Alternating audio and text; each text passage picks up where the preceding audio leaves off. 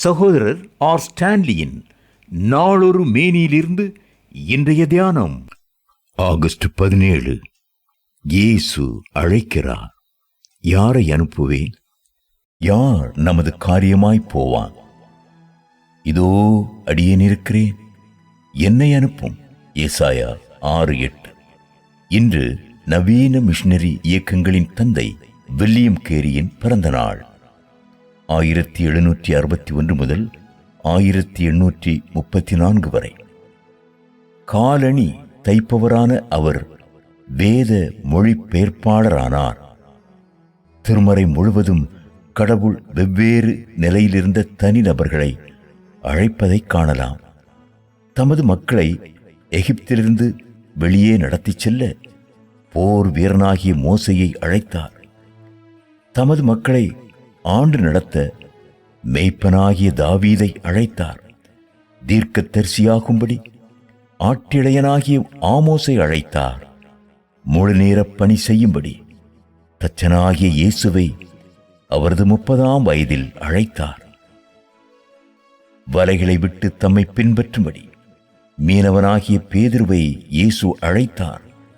தமக்கு முழு நேரமாய் தொண்டாற்றும்படி வரி வசூலிப்பவனாகிய மத்தேயுவை அழைத்தார்.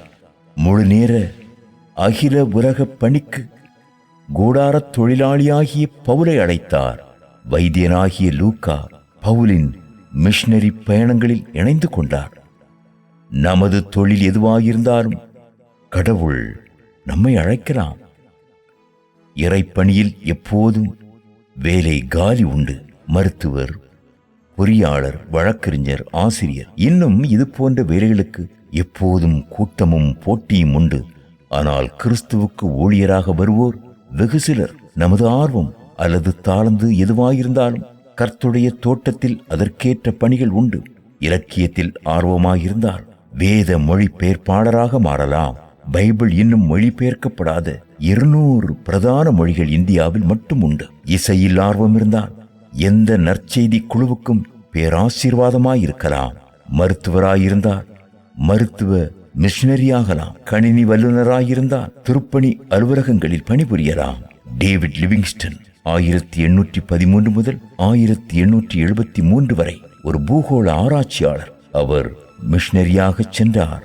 C.T. ஸ்டர்டு 1862 முதல் 1931 வரை புகழ்வாய்ந்த கிரிக்கெட் ஆட்டக்காரர். அவரும் மிஷனரி பணியை தெரிந்து கொண்டார். நாம் எந்த வேலை செய்து கொண்டிருந்தாலும் ஆண்டவரின் அழைப்பிற்கிணங்கி அவர் பணியினை செய்வோம். பெண்களும் விதிவிலக்கல்ல.